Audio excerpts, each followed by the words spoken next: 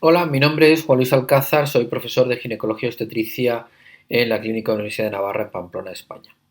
En esta clase vamos a abordar una cuestión que realmente resulta muy interesante para todos aquellos que se dedican al diagnóstico diferencial de las masas anexiales mediante ecografía, ya que, como probablemente bien sabrán, existen muchos modelos diferentes para poder hacer dicho diagnóstico diferencial. Y aquí vamos a tratar de abordar, bueno, cuáles son ellos y tratar de analizar cuál podría ser la mejor opción o cuáles serían los mejores a plantear. Indudablemente, cuando hablamos de ecografía, la inmensa mayoría de ginecólogos, especialmente aquellos que ya se consideran expertos, van a utilizar su impresión subjetiva y el análisis de patrón de reconocimiento. ¿Esto qué implica? Esto lo que quiere decir es que cuando uno tiene suficiente experiencia, pues identifica rápidamente qué tipo de lesión estamos abordando y aproxima bastante su diagnóstico histológico, como pues un quiste simple, un quiste hemorrágico, un quiste dermoide, un endometrioma, un quiste de parovario, un hidrosalpinx, un quiste peritoneal. O bien ver lesiones como esta que tenemos aquí, lesiones sugestivas de malignidad por la presencia de los componentes sólidos, de la multilocularidad y de la vascularización. En definitiva, identifica esto como sospechoso de malignidad y esto claramente como benigno. Haciendo ese análisis, un ecografista experto obtiene un rendimiento diagnóstico muy bueno, con unas sensibilidades que van del 90 al 98% y unas especificidades que van del 90 al 95 al 97%. Y es particularmente interesante ver cómo también puede aproximar bastante bien el diagnóstico de ciertas lesiones como los endometriomas, los quistes dermoides o los quistes serosos, así como los hidrosalpinx o los quistes peritoneales. No ocurre lo mismo con otro tipo de lesiones benignas, pero en todo caso, diferenciar lo benigno de lo maligno, pues claramente tiene una gran capacidad. ¿Cuál es el problema que tiene esta aproximación? Pues que indudablemente requiere experiencia. Y al requerir experiencia, pues eso implica que ecografistas menos expertos no obtienen estos rendimientos diagnósticos que sí que obtienen los ecografistas expertos. Y además, cuando uno emite un juicio basado en este patrón de reconocimiento, debe de aportar o debe de indicar el grado de confianza con la que indica que eso es una lesión benigna o una lesión maligna. Y esto también, evidentemente, queda afectado por la experiencia, de manera que ecografistas poco expertos no van a emitir ese juicio diagnóstico con la confianza con la que lo haría un examinador experto. Hasta el año 2000, por otro lado, pues había una terminología muy variada a la hora de escribir las masas anexiales, se empleaba mucho el término de masa anexial compleja, sin que quedara nada claro qué quiere decir esto, o bueno, todo el mundo entendía que podía ser una lesión sospechosa, pero no era siempre así. En el año 2000 el grupo IOTA propone una manera y estandariza lo que debemos de ver y cómo lo debemos de describir. Y esto implica pues hablar del tamaño de la lesión, el grosor de la pared, el contorno interno de la pared, la presencia de proyecciones papilares, la presencia de septos, la ecogenicidad de los componentes quísticos o bien si era sólida la lesión, el contorno externo de la lesión y el score vascular. De manera que se podía clasificar las lesiones en alguna de estas 5 categorías o dejando abierta la posibilidad de que hubiera lesiones que no eran clasificables o que no encajaban en ninguna de estas 5 categorías: unilocular, unilocular sólido, multilocular, multilocular sólida o sólida. Desde los años 90, en un intento de superar esta dificultad o esta problemática que implicaba la experiencia a la hora de hacer ese diagnóstico diferencial por el patrón de reconocimiento, fueron surgiendo una serie de sistemas, una serie de maneras de tratar de hacer más objetiva la descripción, el análisis de la lesión, no basándose tanto en esa impresión subjetiva. Y así surgieron los denominados sistemas de puntuación o scoring systems, de los cuales había muchos. Gramber fue el primero en el año 91, luego Sasson en el 92, De Priest en el 93, Lerner en el 94, que en realidad es una modificación del de Sasson, y nosotros que publicamos un modelo o un sistema de puntuación en el 2003. La verdad es que estos modelos, resultando útiles en su momento, debido a que no se basaban en algunas de las descripciones que posteriormente en el año 2000 propuso IOTA, pues han ido cayendo en desuso y hoy hay que decir que prácticamente nadie, por lo menos en el ámbito de la investigación y también diría yo que en el ámbito del uso clínico, emplea estos sistemas de puntuación. Casi simultáneamente a la salida de los sistemas de puntuación salieron los modelos logísticos. El primer modelo logístico fue el del RMI, el Risk of Malignancy Index de Jacobs, que luego ha tenido tres variaciones o tres propuestas de variación por Tingelstad en el 96 y en el 99 y por Yamamoto más recientemente. Y este es el sistema que ven ustedes aquí. Implica un análisis de parámetros ecográficos, el estatus menopáusico y el valor del CA125. Y como ven ustedes, desde su publicación hasta la fecha, pues claramente es a mediados del año 2000-2010, cuando tiene un gran pico de publicaciones este índice. Por lo tanto, este es un índice que ha sido muy estudiado, muy validado en la literatura. En una revisión sistemática que hemos hecho recientemente del índice de Jacob, pues hemos visto que la sensibilidad que adquiere este índice en mujeres premenopáusicas es del 73, la especificidad del 89 y en mujeres posmenopáusicas la sensibilidad del 77, la especificidad del 85. Vemos como claramente estas cifras son inferiores a las que hemos mencionado antes respecto al patrón de reconocimiento empleado por un examinador experto que ofrecía mejor rendimiento en términos de sensibilidad y de especificidad. Por lo tanto, este modelo logístico o este sistema de clasificación basada en un modelo logístico, pues claramente no mejora lo que un examinador experto puede conseguir. Pero luego fueron saliendo otros muchos modelos que, a diferencia del anterior, que aunque se basaba en un modelo logístico no dejaba de ser un sistema de clasificación, estos nuevos modelos lo que pretenden es un cálculo de una probabilidad individualizada. Es decir, a esa paciente que tiene esa masa, la probabilidad de que esa masa sea maligna o benigna, le vamos a dar un valor concreto de 0 a 100, del 0% de ser maligna al 100% de que sea maligna. Y esto se derivaba en estas fórmulas matemáticas que permitían a partir de ello calcular esta probabilidad individualizada. Nosotros de hecho publicamos dos modelos, uno en el año 98 y otro en el año 2001. Ahora bien, lo cierto es que cuando estos modelos evaluados externamente por otros autores, pues vimos que los rendimientos diagnósticos eran muy pobres, de manera que esto realmente no funcionaba bien.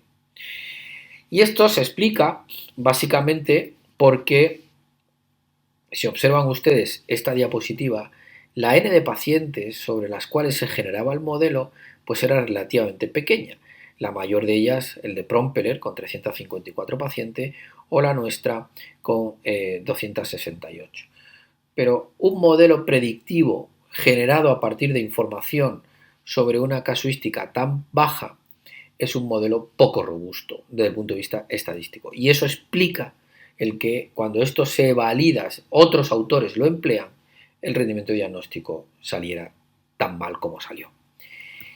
El grupo IOTA, de hecho, lo primero que hace es publicar modelos logísticos. Luego ha publicado más cosas, pero lo primero que publicó fueron dos modelos logísticos, el LR1 y el LR2, que veremos ahora.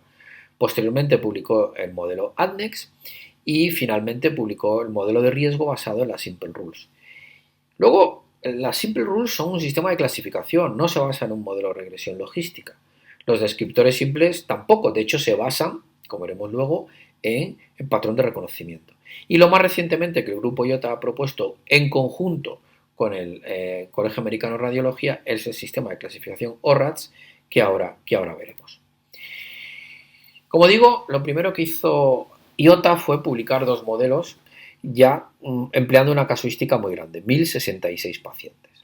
Y esto ya permitía generar unos modelos a priori con cierta robustez a la hora de predecir la benignidad o malignidad de una lesión. Y así, el modelo 1 utilizaba 12 variables, variables clínicas, variables ecográficas, y el modelo 2, que utilizaba solo 6 variables, solo teniendo en cuenta la edad de la paciente y 5 variables ecográficas. En ellas se incluían parámetros de escala de Gris y parámetros de Doppler como la presencia de flujo en las proyecciones papilares.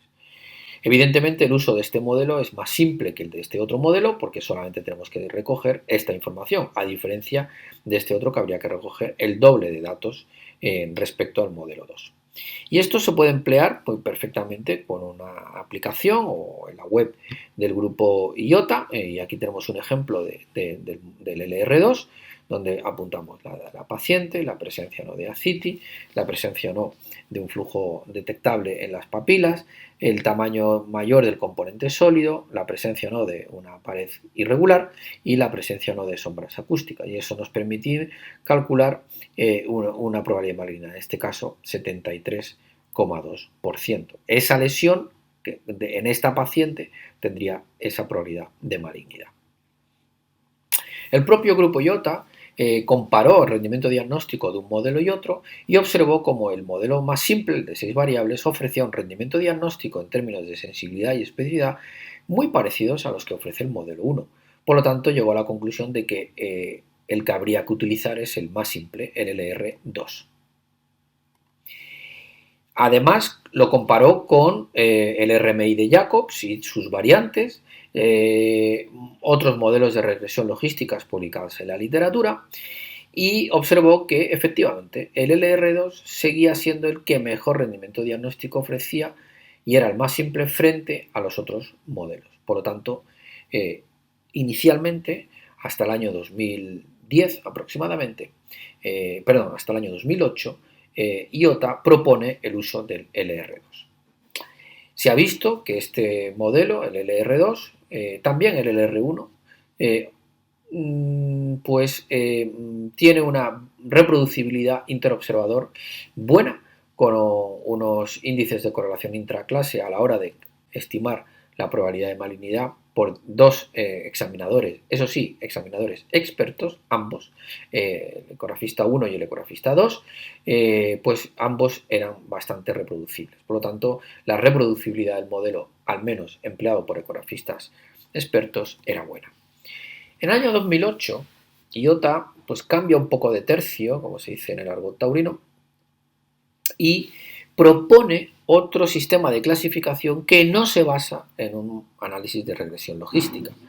Él propone identificar la presencia de algunas características o combinaciones de características que tenían el mayor valor predictivo positivo para una lesión maligna, que son las características M, la presencia de un tumor irregular sólido, combinados, ecogenicidad y contorno externo, presencia de ascitis, una única variable, al menos 4 proyecciones papilares, una única variable, pero cuantificada en número, la presencia de una lesión multilocular de contorno irregular sólida, es decir, con componente sólido, con un diámetro mayor a 10 centímetros, con 3 variables al menos, y un flujo muy abundante, una única variable.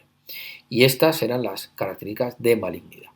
Por el contrario, las características de benignidad, lesión unilocular, una única variable, la presencia de componentes sólidos donde el diámetro mayor es de menos de 7, por lo tanto, da 2, presencia de componente sólido y su tamaño, la presencia de sombras acústicas, una única variable, la presencia de una lesión multilocular sin componente sólido con un diámetro mayor inferior a los 10 centímetros y una ausencia de vascularización, ausencia de mapa color. Y están en las M. De manera que cuando había al menos una M sin B, la lesión se considera maligna, cuando hay al menos una B sin M, la lesión se considera benigna, y cuando ni hay M ni B, o hay al menos una M y una B en la misma lesión, estas lesiones pasan a ser clasificadas como inconcluyentes y no podemos emitir un veredicto de lesión benigna o lesión maligna. Varios estudios han demostrado que que diferentes observadores, y especialmente de manera interesante entre observadores expertos y no expertos, la clasificación en benigna, maligna o inconcluyente es bastante reproducible, es decir, coinciden mucho en esa clasificación examinadores expertos con examinadores no expertos. Por lo tanto, es una herramienta que sí va a servir para examinadores poco expertos. Y hemos visto en este metaanálisis que alrededor de un 20% de las lesiones no se van a poder clasificar aplicando las Simple Rules y que el rendimiento diagnóstico en términos de sensibilidad y especificidad pues varía un poquito cuando ese 20% de las no concluyentes las consideramos malignas. En ese caso, la sensibilidad es del 94%, una sensibilidad agrupada en el metaanálisis múltiples estudios, y una especialidad del 78%. Es decir, visto de esta manera, si un examinador no experto utilizara las Simple Rules y considerara las inconcluyentes como malignas, obtendría un rendimiento diagnóstico en términos de sensibilidad parecido al de un ecografista experto, aunque su especificidad sería inferior, porque es del 78. Si por el contrario optáramos por una especie de estrategia de doble escalón, en donde un examinador no experto aplique las Simple Rules y las inconcluyentes, es decir, ese 20%, las remite a un ecografista experto y éste emite un juicio, es decir, hay dos escalones en esta estrategia, la sensibilidad de especificidad es del 90% aproximadamente en ambas, que es ligeramente inferior a lo que un ecografista experto por patrón de reconocimiento de entrada conseguiría, pero no muy lejos de ello. Cuando se ha comparado en términos las Simple Rules con otros muchos modelos, como el RMI, como hemos dicho, los sistemas de clasificación que antes hemos mencionado, o incluso los modelos logísticos del propio grupo IOTA, como el LR2, pues se llega a la conclusión en este metaanálisis de Jerome Kaiser del año 2014 que las Simple Rules son las que ofrecen mejor rendimiento diagnóstico, ¿vale? 93-81%, cuando las inconcluyentes se consideran como malignas, que es un número muy parecido, al que tenemos aquí, ¿vale? De este otro metaanálisis, 94-78, este es un metaanálisis del 2018, que incluía bastante más estudios que este otro, que es del 2014 y que ofrece rendimiento diagnóstico muy parecido. Pero lo más interesante es que este era mejor, la Simple Rules, que el LR2, o los modelos del RMI o los sistemas de clasificación que hemos mencionado previamente. Y este último metaanálisis, bueno, no es último, porque en realidad este metaanálisis es de 2016, lo interesante es que hace el análisis subdividiendo entre pre y postmenopáusicas y analiza el rendimiento diagnóstico de las Simple Rules frente al LR2 y frente al RMI, en pre y en postmenopáusicas. Y lo compara con el impresión subjetiva del examinador experto. ¿Y a qué conclusión llega este metaanálisis? Que ni el RMI, con sus distintas variantes, ni el LR2, ni las Simple Rules superan a un examinador experto. De manera que este metaanálisis, por lo menos hasta la fecha, avala de que el mejor método para hacer una discriminación de lesiones anexiales, benignas o malignas, sigue siendo la aplicación del patrón de reconocimiento por parte de un examinador experto. IOTA siguió intentando desarrollar modelos más novedosos y en este caso dijo, bueno, pues aplicando las Simple Rules, hagamos un modelo de predicción logístico basándonos en las Simple Rules y tratando de ver si con eso mejorábamos rendimiento diagnóstico. Lo cierto es que este modelo de predicción, este sistema de clasificación de riesgo basado en las Simple Rules, pues no ha aportado gran cosa y ha sido poco validado en la literatura. De hecho, si se fijan, cuando no hay masas anexiales o cuando hay al menos Ms y Bs, la gran mayoría de lesiones van a caer en un grupo de elevado riesgo, que es más o menos lo mismo que asumir que las inconcluyentes las consideremos como malignas. Y ya es en el 2014 cuando el grupo IOTA publica el ANDEX Model.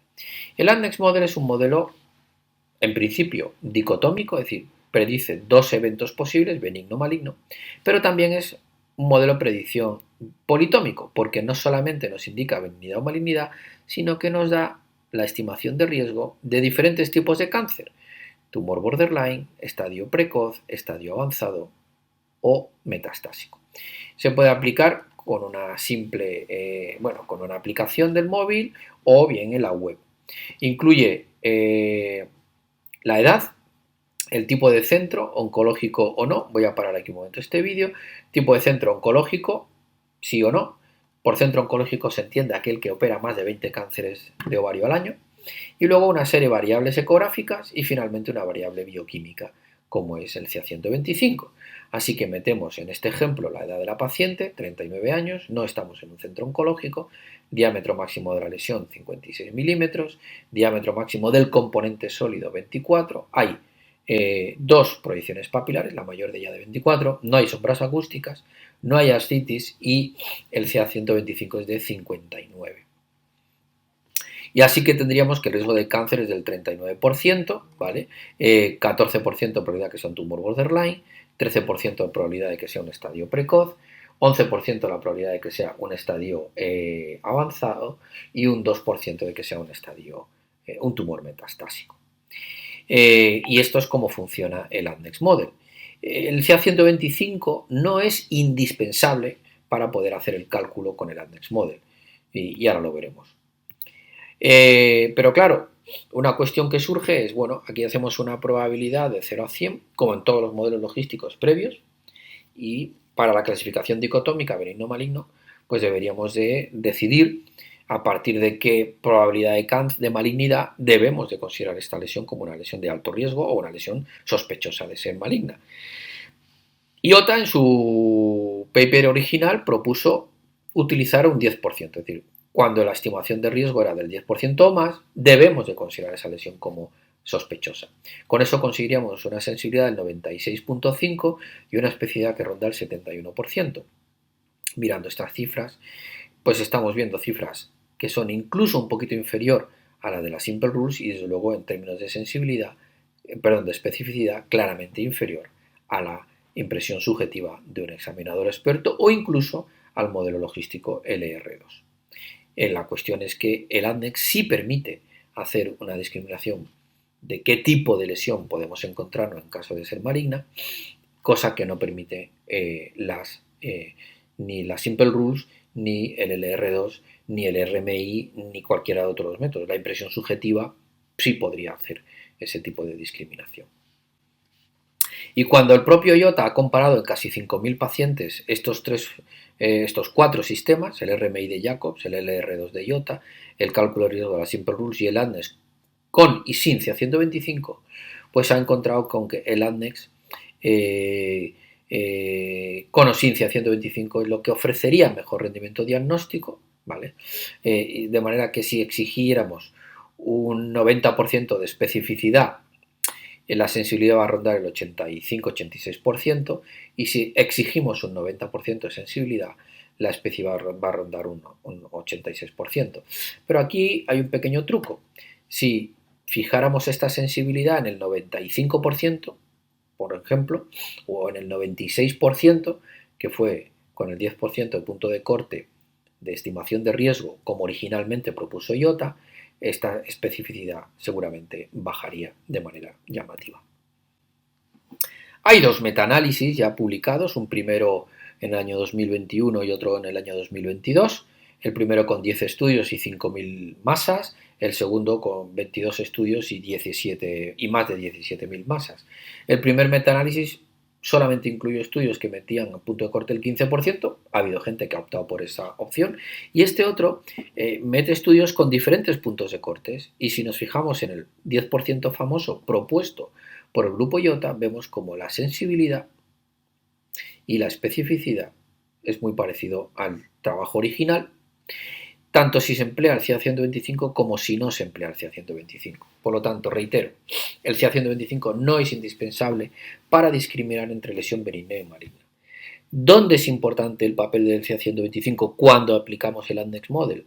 Pues cuando vamos a hacer la predicción de qué tipo de lesión maligna es, porque el CA125 suele estar muy elevado en los tumores localmente de estadio avanzado, tumores en estadio 2 a 4. Y esa elevación del CA125 es lo que hace que el CA125 sirva para identificar particularmente esas lesiones. El CA125 no suele estar elevado en los borderline ni en los estadios 1, por un porcentaje muy alto no lo está, ni en los tumores metastásicos. Eso también explica que el CA125 el Annex Model no discrimine bien entre lo que sería un tumor borderline de un estadio precoz o de un tumor metastásico, porque en estos tumores el CA125 en general no está muy elevado. Mencionar simplemente los descriptores simples, porque hay que mencionar para lo que vamos a hablar a continuación, y decir que los descriptores simples benignos, que son los que me quiero centrar, porque es lo que va a utilizar IOTA en su estrategia de propuesta más reciente, es el típico endometrioma, teratoma, quiste simple o cualquier otro quiste unilocular, como puede ser un hemorrágico o un hidrosalpinx que no tenga tabiques. Se ha visto que esta estrategia funciona y lo más recientemente que IOTA ha propuesto es utilizar el ANNEX en una estrategia de 2 pasos. ¿Qué quiere decir esta estrategia? Bueno, identifiquemos por patrón de reconocimiento estas lesiones de descriptores benignos, endometrioma, quiste simple, quiste hemorrágico, teratoma, hidrosalpinx, y todo lo que no sea clasificable por impresión subjetiva de estos descriptores benignos, le aplicamos el ANNEX Model. ¿Y cuáles han sido los resultados de este estudio? Pues tampoco han sido una maravilla, porque aplicando esta secuencia de 2 pasos, vemos como utilizando el punto de corte del 10% para el ANNEX Model, es decir, el ANNEX Model en segundo escalón, es decir, todas aquellas lesiones que no son típicos endometrioma, dermoide, quistes simples, hidrosalpinx, quistes hemorrágicos, la sensibilidad es del 87% y la especificidad del 89%, utilizando el CA 125. Si no utilizamos el CA 125, vemos nuevamente cómo prácticamente no cambia. Y esto en pre y en posmenopáusicas. En definitiva, el rendimiento diagnóstico de esta estrategia de 2 pasos no cambia sustancialmente si utilizamos el ANNEX Model de entrada. Y ya nos pasamos al grupo, a la clasificación ORRATS. La clasificación ORRATS viene a ser algo parecido o bastante parecido a lo que el grupo chileno de Fernando Amor y Humberto Baccaro propuso en lo que se denominó el GRATS. El ORRATS, la diferencia del ORRATS la voy a explicar ahora, pero el ORRATS es una clasificación de grupos de riesgo en función de la probabilidad de malignidad, parecido al GRATS, de manera que el ORRATS 0 no se ve los ovarios, evaluación incompleta, ORRATS 1 ovarios normales, 0 riesgo de cáncer, ORRATS 2 riesgo menor del 1%. ¿Por qué menor del 1%? El ORRATS 2 incluiría todas estas lesiones. Típico hemorrágico de menos de 10 centímetros, típico dermoide, típico endometrioma de menos de 10 centímetros, cualquier quiste unilocular simple de menos de 3 centímetros o cualquier quiste simple entre 3 y 10 centímetros. A partir de la base de datos de IOTA, más de 5.000 pacientes, 1.452 pacientes tenían alguna de estas 5 lesiones y la probabilidad de cáncer en ellas fue del 0,5. Por eso asigna menos del 1%. El ORRAT 3 de entre el 1 y el 9%. Incluye estas lesiones que ven ustedes aquí. Lesión unilocular simple de más de pared lisa de más de 10 centímetros, lesión unilocular de pared irregular, lesión multilocular sin componente sólido con un score de 1 a 3, score vascular, o una lesión sólida con un score vascular de 1.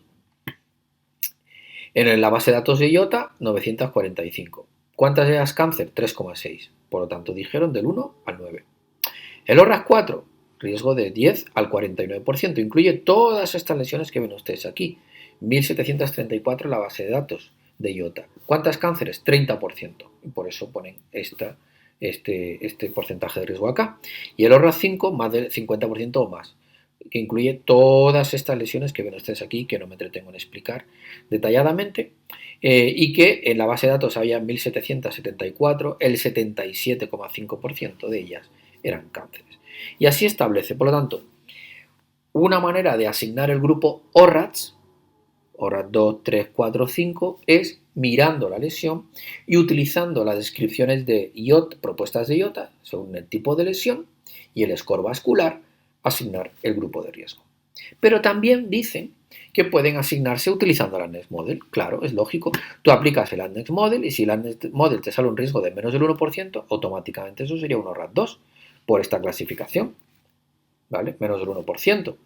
Si te sale entre el 1 y el 9, ORRAT 3, como indicaría aquí.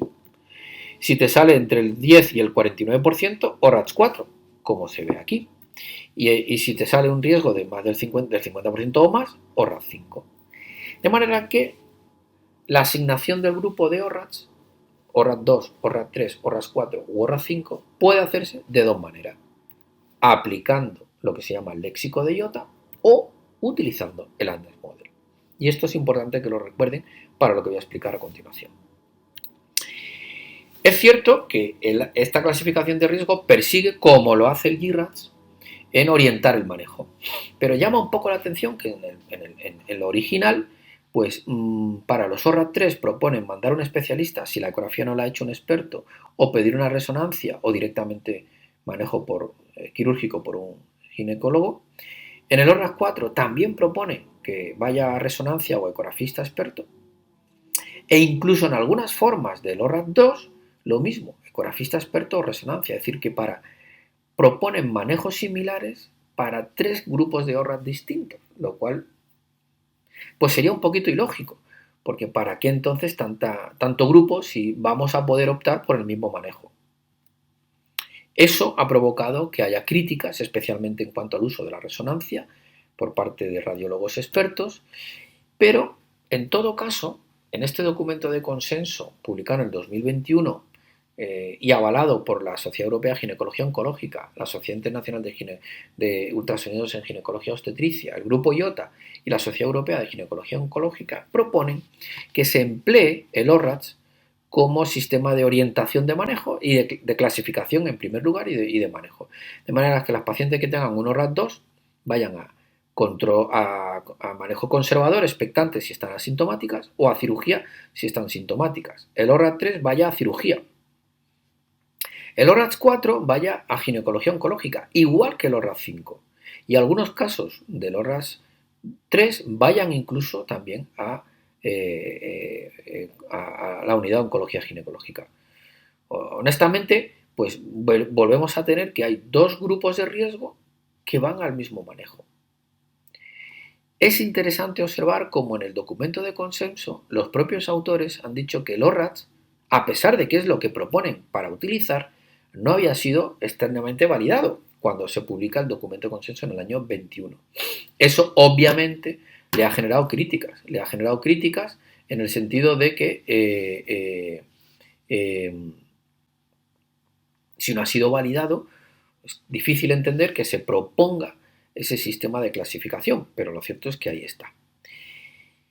Y de hecho, lo que ha pasado es que en el año 2022 se propone una modificación del grupo ORATS basado en el léxico. No afecta a cuando si asignamos por ANDEX, no afecta si asignamos por ANDEX, pero sí afecta si decidimos usar el léxico, porque se introducen unas modificaciones que tampoco me voy a extender, pero básicamente implican la aparición de la adición del concepto de bilocular, de la aparición de la shadowing, de las sombras, porque la presencia de sombras disminuye el grado de riesgo, hace un downgrading, de lo que es un ORAT 3 pasa a ser un ORAT 2, lo que es un ORAT 4 pasa a ser un ORAT 3, por ejemplo, y a la hora del manejo se tiene en cuenta también 2 aspectos. No es lo mismo la pre o la post, antes no hacían esa, menopáusicas, quiero decir, no hacían esa diferenciación y también tienen en cuenta parámetros clínicos.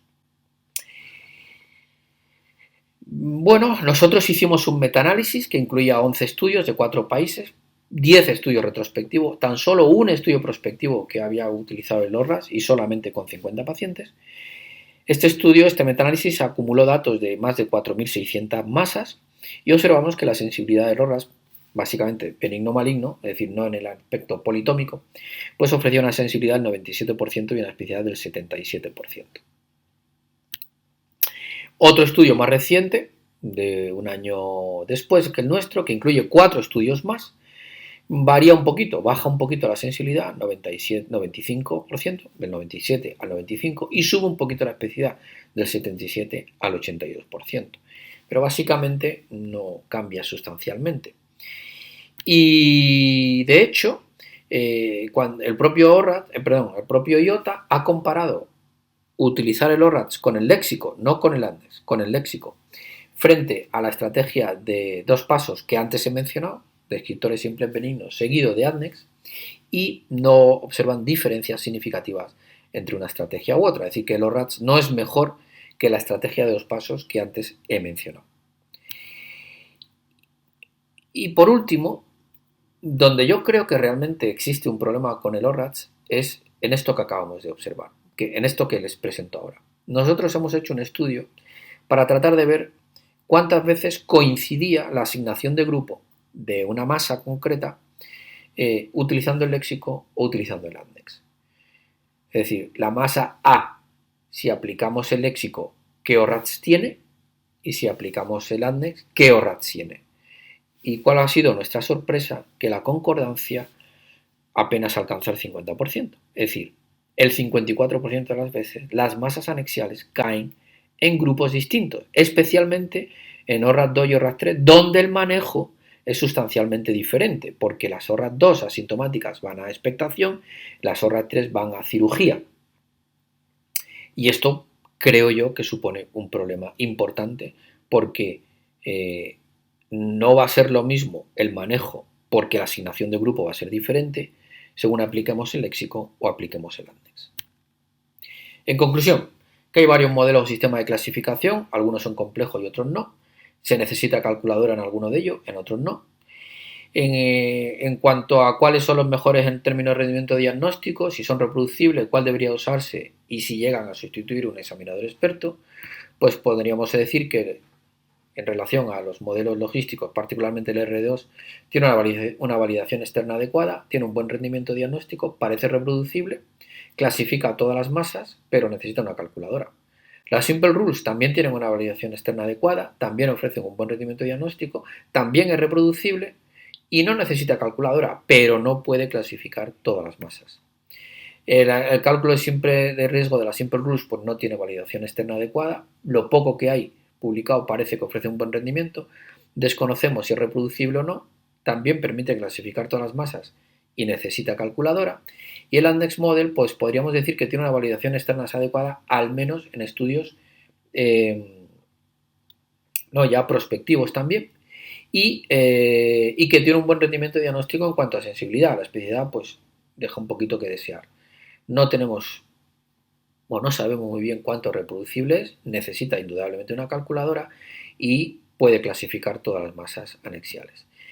El ORATS ya lo hemos mencionado, creo que tenemos o existe un problema con el ORATS porque habría que elegir un método u otro de asignación de grupo.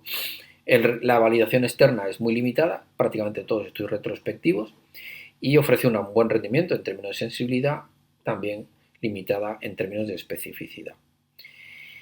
¿Cuál es el que mejor rendimiento ofrece? Bueno, todos tienen muy buena sensibilidad, eso ya se ve, y el que tiene un poquito mejor de especificidad son las Simple Rules o el ORATS. ¿Son reproducibles? Pues realmente solamente vemos claramente que han demostrado ser reproducibles las Simple Rules y el LR2. ¿Pueden llegar a sustituir un examinador experto? En mi opinión no. En mi opinión no, porque todavía no alcanza la sensibilidad de especificidad combinada que alcanza un examinador experto. Y por último, ¿cuál sería el que se debería de usar o cuál sería el recomendable? Pues honestamente, con todo esto que hemos hablado y hemos explicado, yo creo que a fecha de hoy ustedes deben de elegir el que mejor les parezca.